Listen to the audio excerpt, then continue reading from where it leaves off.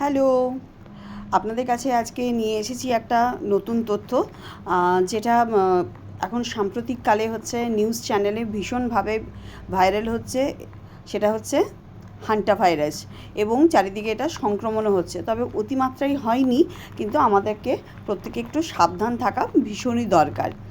আপনারা কেউ জানেন এই হান্টা ভাইরাসটা কী, বা কোথা থেকে পাওয়া গেছে, বা এটার সোর্স কোথা থেকে হয়, কী থেকে এই জিনিসটা ভাইরাসটা উৎপত্তি হয়, আর এটার আফটার এফেক্ট কী হয়? আজকে একটু আলোচনা করে আপনাদেরকে সাবধান করে দিই। আমরাও সাবধানতা অবলম্বন করছি, আপনারাও করুন তার সাথে সাথে। এটা খুব একটা ভালো ভাইরাস নয়, তবে কোভিডের মতন নয়, কিন্তু এটাও হচ্ছে কি যে স্প্রেড করে, তবে এত স্পিডে নয়। আজকাল হান্টা ভাইরাসের নামটা অনেক জায়গায় শোনা যাচ্ছে, আর অনেকেই ভাবছেন কি যে এটা আবার নতুন কি ভাইরাস এলো। তো আসলে হান্টা ভাইরাস কোনো নতুন ভাইরাস নয়। এই ভাইরাসটা অনেক দিন আগে থেকেই চিহ্নিত ছিল দক্ষিণ কোরিয়ার হ্যান্টার রিভার এলাকার কাছে। সেই হ্যান্টার রিভারের নাম অনুসারেই হ্যান্টান নাম থেকেই হ্যান্টা নাম ভাইরাস নামটা এসেছে। তো এই ভাইরাসটা সাধারণত ইঁদুর বা ছোটো ছোটো যে রডেন্টস হয়, রডেন্টসের শরীরে থাকে অ্যাকচুয়ালি। আর রডেন্টসের শরীর থেকেই এরা মোটামুটি স্প্রেড করে। বিশেষ করে এদের যে লালাটা থাকে, বা এরা যে হিসু করে, প্রস্রাব করে, বা মলের মধ্যে এদের এই ভাইরাসটা থাকে, এবং ওইখান থেকে ভাইরাসটা ছড়ায়।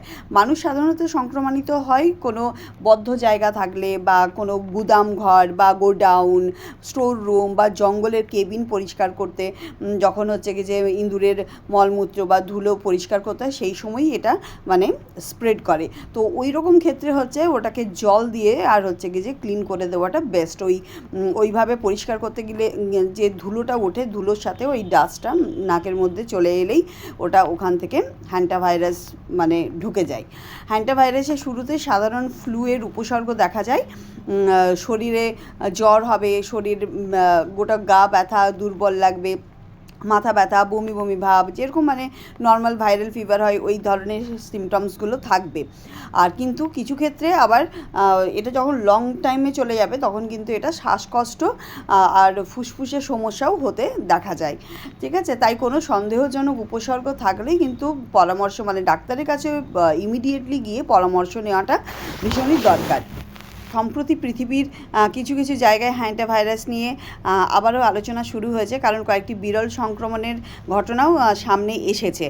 আর তবে বিশেষজ্ঞরা বলেছেন যে সাধারণ মানুষের আতঙ্কিত হওয়ার কোনো কারণ নেই, কেন কি এটা কোভিডের মতো অতটা ডেঞ্জারাস নয়, আর কোভিডের মতো এত সহজে ছড়ায় না।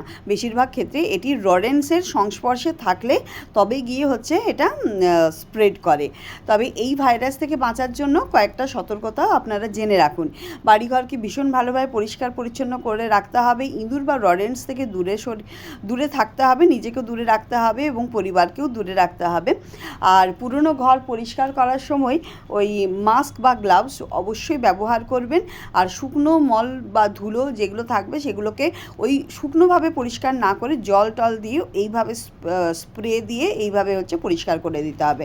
ওই ধুলোটা যাতে হচ্ছে কি যে নাকের থ্রু দিয়ে মানে লাংস পর্যন্ত যাতে না যায়। আর খাবার ভালোভাবে ঢেকে রাখতে হবে, এটা তো অবশ্যই, কেন কি আমরা সবাই জানি স্বাস্থ্যই সবচেয়ে বড় সম্পদ।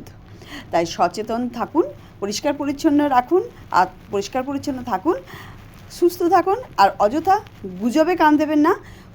কোনো হচ্ছে কি যে সিমটমস দেখা গেলে, বা কোনো রকম কোনো অসুবিধে হলে অবশ্যই ডাক্তারের পরামর্শ নেবেন। আজকের ব্লগটা যদি ঠিক লাগে তাহলে একটা শেয়ার করে দেবেন, আর লাইক করে দেবেন। আমার মনে হয় কি যে ইনফরমেশনটা আমি ঠিকঠাক দিতে পেরেছি। কমেন্ট অবশ্যই করবেন। দেখা হবে নতুন ব্লগের সাথে। টাটা, নমস্কার।